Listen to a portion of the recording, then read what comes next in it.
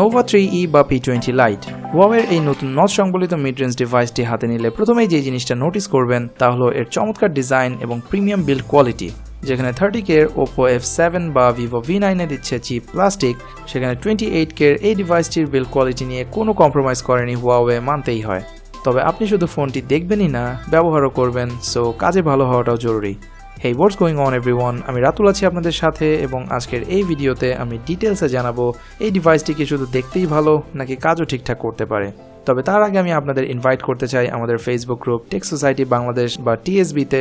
এই গ্রুপটিতে আমি ছাড়াও রয়েছে আরও 5 জন tech YouTuber, so tech related আপনার যে কোনো সাজেশন বা হেল্প প্রয়োজন হলে ইমিডিয়েটলি রেসপন্স পাবেন আশা করছি। গ্রুপের লিঙ্ক পাবেন ডিসক্রিপশনে। তো আর কথা না বাড়িয়ে let's get straight into the review.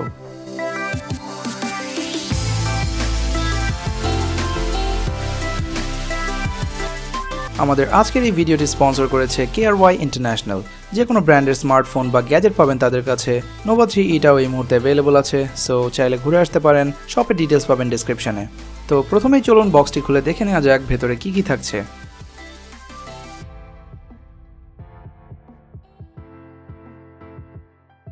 তো ফার্স্টেই পাবেন স্মার্টফোনটি, একটি সিম ইজেকশন টুল, একটা সিলিকন ব্যাক কভারের সাথে কিছু পেপার ওয়ার্ক, একটি quick charge supported 9V 2A পাওয়ার ব্রেক, একটা USB-C কেবল এবং একটা earphone. Okay, let's put them aside for now and take a look at the Nova 3E.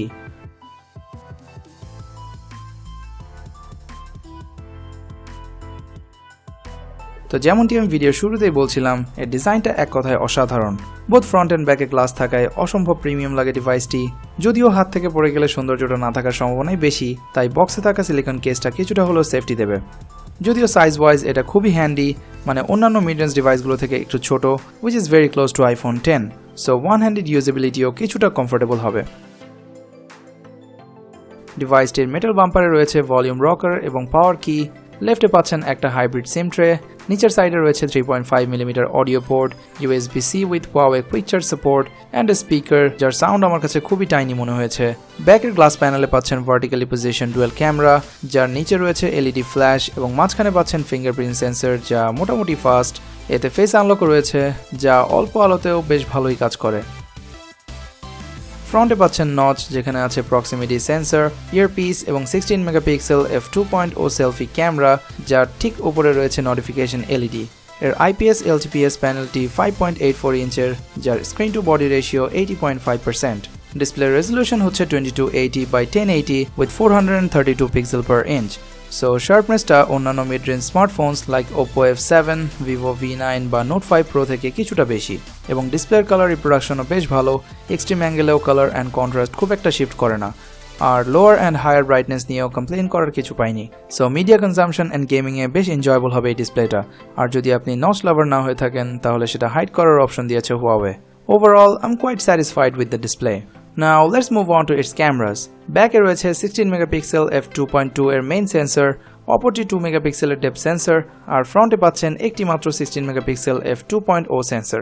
ডিটেলসে যাবার আগে একটু বলে রাখি, এর ক্যামেরা মেনু বা UI নিয়ে নতুন করে কিছু বলার নেই, যা টিপিক্যাল Huawei ক্যামেরা UI। পাবেন অসংখ্য ক্যাপচারিং মোড, তবে একটা জিনিস খেয়াল করলাম তা হলো নর্মাল মোডে আপনি ফুল 16 মেগাপিক্সেলের ছবি তুলতে পারলেও পোর্ট্রেট মোডে 8 মেগাপিক্সেলের বেশি রেজলিউশনে ফটো ক্যাপচার করতে পারবেন না। নর্মাল মোডে দিনের বেলা পিকচারগুলো বেশ ভালোই লাগে, well detailed, just like Huawei Y9 2018। Dynamic রেঞ্জও মোটামুটি, আর HDR এ তুললে আরেকটু বেটার হয়। যদিও Huawei এই অ্যাপারচার কন্ট্রোল করে পোর্ট্রেট ছবি তোলাটা আমার কাছে খুব একটা ভালো লাগে না, কাজ এটা দিয়ে অ্যাকুরেট এজ ডিটেকশন খুবই ডিফিকাল্ট। Nova 3Eটাও তার ব্যতিক্রম না। তবে লো লাইটের পিকচারগুলো দেখে আমি কিছুটা হতাশ। অটোতে মোস্ট অফ দ্য টাইম সিনকে ওভার এক্সপোজ করে, ম্যানুয়ালি অ্যাডজাস্ট করে নিলে কিছুটা বেটার হয়, but still dissatisfactory performance from a 28K device. ফ্রন্টের 16 মেগাপিক্সেল f2.0টাও এক্স্যাক্টলি Y9 এর মতোই পারফর্ম করে, which isn't bad by any means. In fact ওইটার কালার রিপ্রোডাকশন আমার কাছে Note 5 Pro এর সেলফি ক্যামেরা থেকে বেটার মনে হয়েছিল, যা আমি আমার Y9 এবং 5 Pro এর কম্প্যারিজন ভিডিওতেই বলেছিলাম। বিউটি মোড অফ করলে স্ক্রিন টোনটা মোটামুটি ন্যাচারালি লাগে এবং শার্পনেসও বেশ ভালো, এবং একই সাথে ফ্রন্টের পোর্ট্রেট মোডটাও বেশ ভালোই কাজ করে। অ্যাপারচার 2.0 হওয়াতে রাতের ইমেজগুলোতেও খুব একটা নয়েজ চোখে পড়েনি, আর এতে ডেডিকেটেড ফ্ল্যাশ না থাকলেও রয়েছে ডিসপ্লে ফ্ল্যাশ। এটার ওভারঅল ক্যামেরা পারফরমেন্স ডিসেন্ট হলেও প্রাইস কনসিডার করলে আমি আরেকটু বেটার আশা করেছিলাম।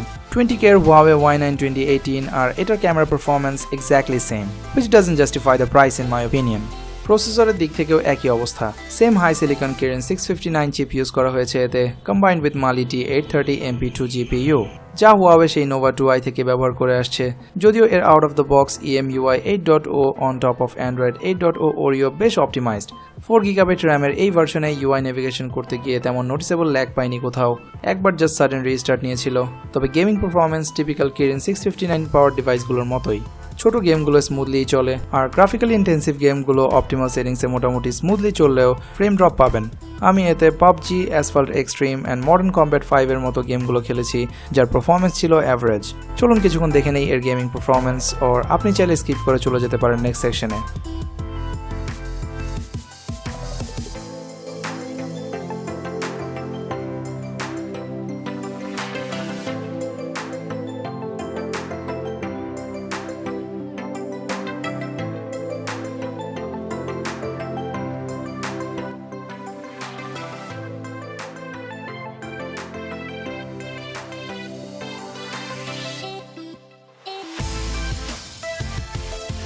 ডিভাইসটিতে দেওয়া হয়েছে 3000 mAh ব্যাটারি, যা হেভি ইউজে আমাকে 3.5 থেকে 4 ঘন্টা স্ক্রিন অন টাইম দিয়েছে।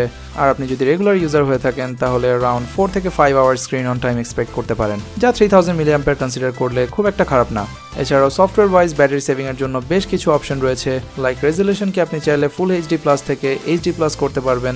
এছাড়াও নর্মাল পাওয়ার সেভিংস এর পাশাপাশি রয়েছে আলট্রা পাওয়ার সেভিং মোড, আর কুইক টপ আপের জন্য Huawei কুইক চার্জ তো থাকছেই।